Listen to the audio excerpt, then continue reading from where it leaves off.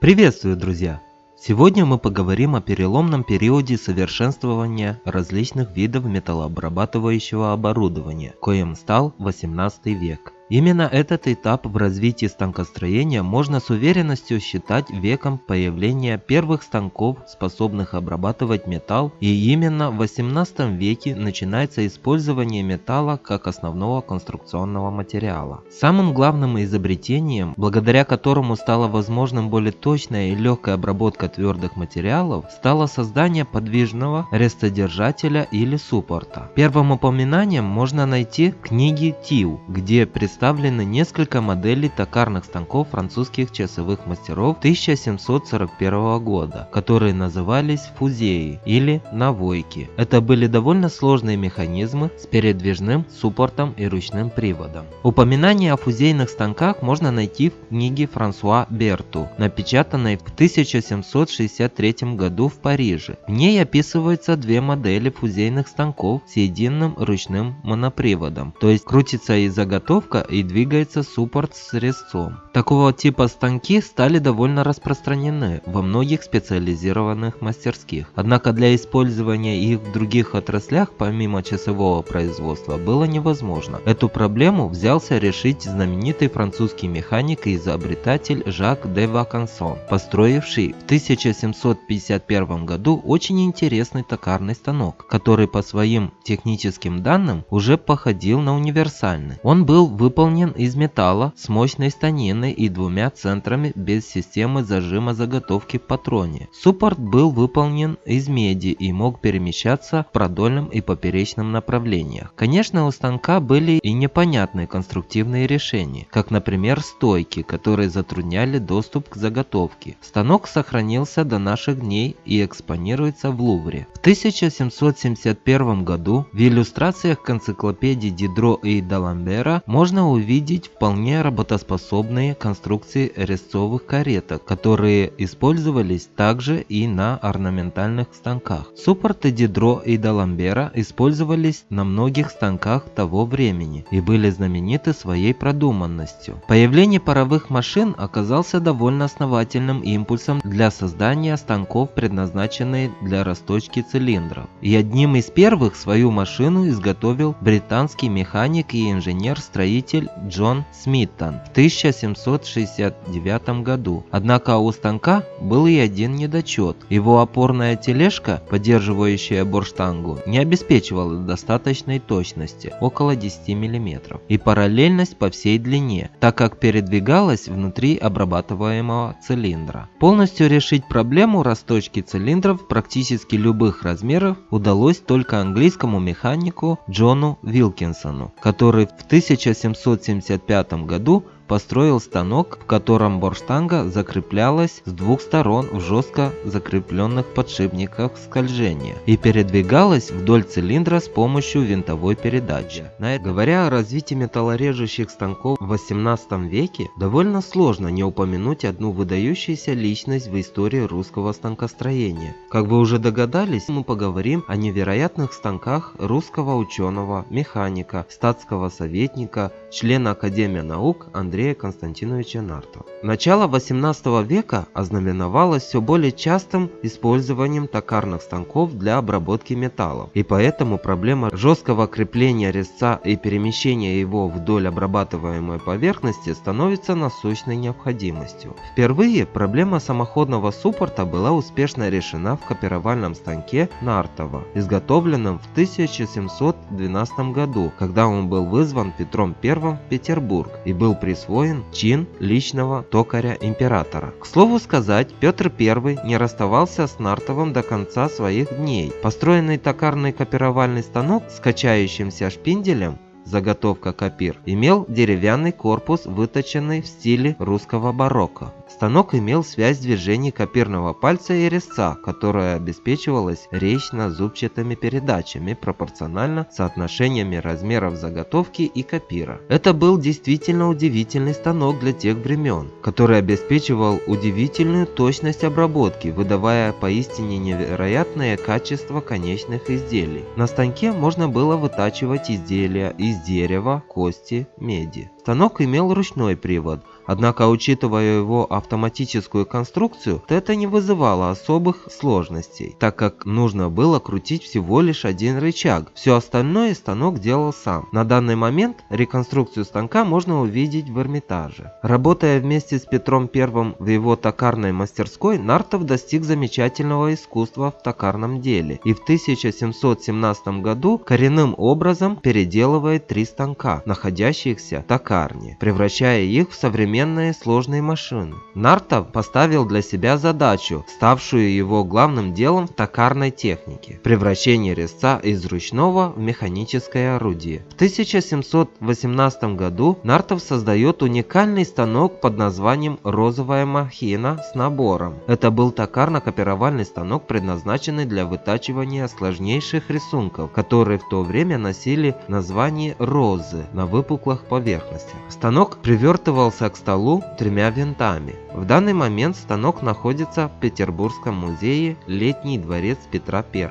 В этом же году Нартов совместно с Зингером приступает к конструированию большого токарно-копировального станка для точения узоров на цилиндрических поверхностях. Это был именно тот станок, который сделал Андрея Константиновича знаменитым не только в свою эпоху, но и благодаря данному станку мы имеем полное представление о богатстве механического мира, в котором жил Нартов. Это был поистине удивительный станок с различными резными декорами в виде ангела. Металлические части были гравированы. К станку было пристроено особое сооружение в виде колонн с порталом, на цоколях которых имелись медали барельефа, прославляющие Петра. Другими словами, станок был оформлен по моде того времени архитектурно. Станок был закончен в 1729 году, и именно его увидели впервые в Европе. На данный момент станок находится в Государственном Эрмитаже. В 1720-х годах Нартов начинает создавать замечательные машины для изготовления металлических деталей других машин. Так, в 1721 году он построил станок для нарезания зубьев колес, иначе зубонарезной станок. Шестеренчатая пара от ручки передает вращение основному валу с режущей фрезой. Поворотный суппорт длинной ручкой подается на нарезаемую заготовку шестеренки. Делительный диск находится снизу станка на основном валу. Врезание обеспечивается винтом сзади станка. Подается основной вал с делительным диском. Благодаря появлению данного станка существенно увеличилось количество деталей для часовой промышленности. Официально станок носит название зуборезно-фрезерный станок персонный боковой. И, как вы уже догадались, находится станок в Эрмитаже. Также в 1721 году Нартов создает еще один станок, который предназначался для копирования рельефных изображений на медалях, коробках, футлярах и так далее. К слову сказать, это был первый станок с возможностью гравировки на ровной поверхности. Конечно же, через несколько лет станок был модернизирован и выглядел уже попроще, однако функционал при этом был увеличен. Станок стал называться токарно-копировальный персонный медальерный. Большой бронзовый диск, который находится на лицевой стороне станка, называется мастер-копир. О него опирается копирный палец, отталкивающий вал с установленной с противоположной стороны нарезаемой заготовки. При вращении мастер-копира, находящейся на одном валу с заготовкой, происходит подача на врезание резца. Вращение вала и механизм привода промежуточного вала жестко связаны. Синхронная подача копирной и резцовой каретки пропорциональна диаметру мастер-копира и заготовки. Затем, через несколько лет появляется токарный гильяширный станок. Принцип работы станка состоит в нарезании канавки на поверхности заготовки резцом при вращении основного вала с комплектом копиров и обрабатываемой заготовки. При повороте копирный палец отталкивает корзину с копирами и валом согласно работающему копиру. Ось основного вала с копирами и заготовкой имеет горизонтальное перемещение, похожее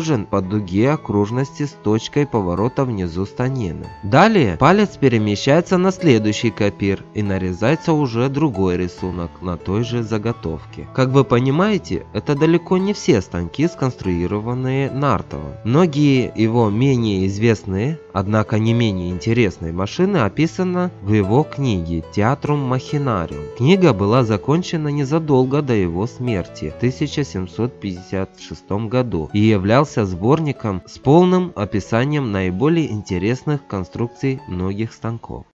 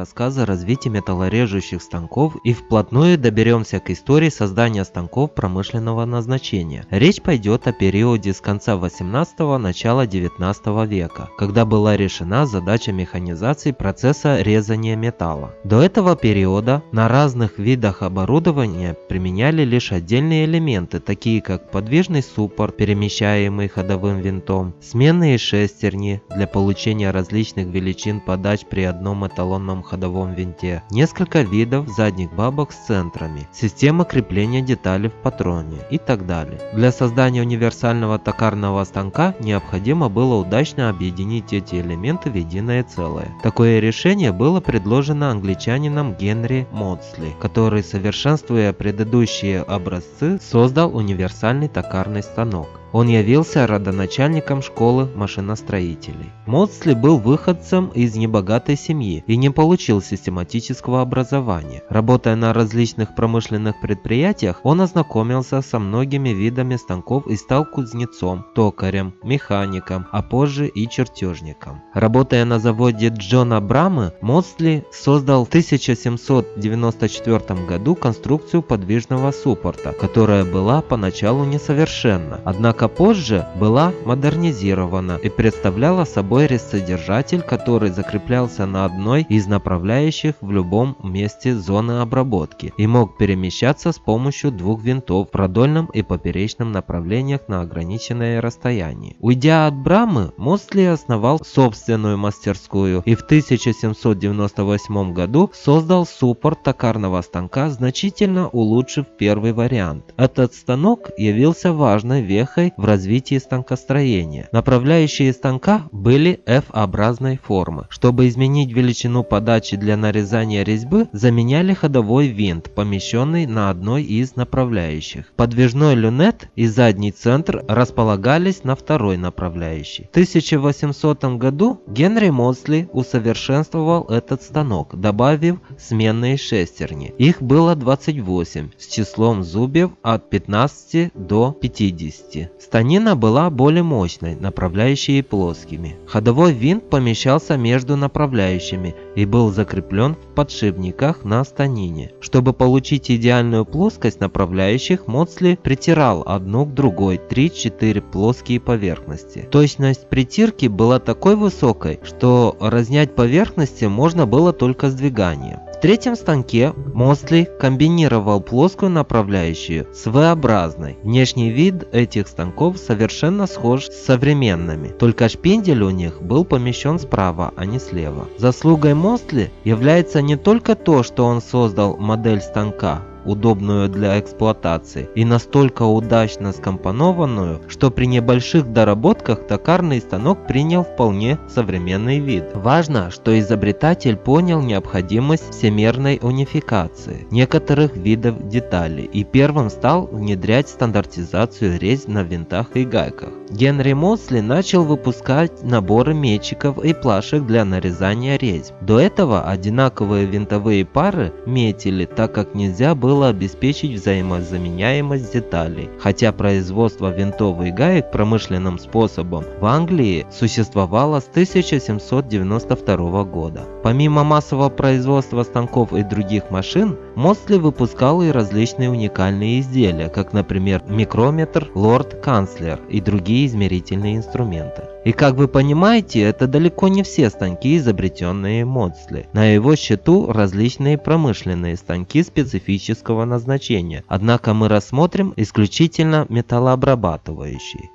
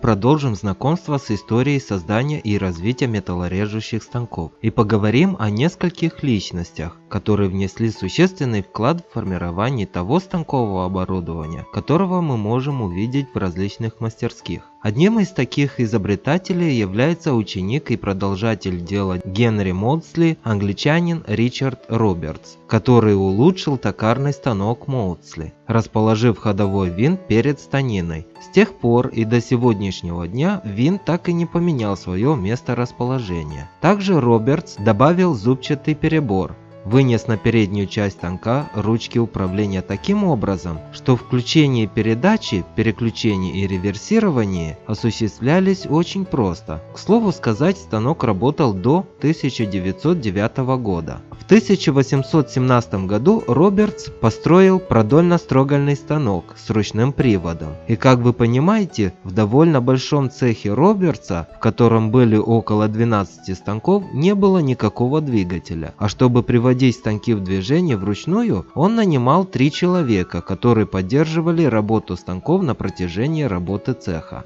Еще одним выдающимся механиком был Джозеф Клемент, который также работал у Брамы, потом у Модсли, руководителем чертежников, а в 1817 году основал собственное дело. Клемент продолжил принцип стандартизации резьб в нитках на дюйм, который начал еще Модсли. Но Клемент усовершенствовал мечик, нарезав на нем желобы на специальном приспособлении своей конструкции. В таком виде мечики используются до настоящего времени. В 1827 году Клемент создал лоботокарный станок для обработки деталей большого диаметра. Он учел, что при постоянной скорости подачи от периферии к центру патрона скорость резания будет падать. Чтобы компенсировать это изменение, необходимо увеличивать скорость подачи или вращения. Клемент создал систему увеличения скорости, использовал схему фузеи, как в часовом механизме. Станок Клемента состоял из 2 частей. Передняя бабка с планшайбой была отделена от станины с системой автоматической поперечной подачи. За этот станок Клемент получил золотую медаль Общества науки и ремесла. Кстати, до этого, в 1825 году, Клемент построил продольно-строгальный станок треугольных направляющих станин токарных станков. Данное изобретение позволило существенно сократить затрачиваемое время на создание различных станков. По всей длине станка имелась зубчатая рейка, которая передавала движение шестерня, вращаемое рабочим через маховое колесо. Направление движения стола менялось муфтой. Суппорт подавался автоматически через храповой механизм в конце холостого хода или вручную.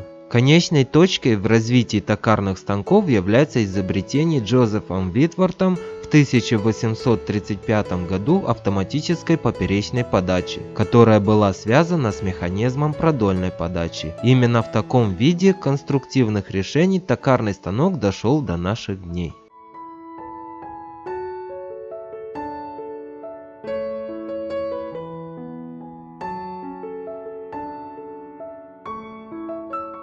На этом у меня все. Спасибо всем за внимание. Всем пока.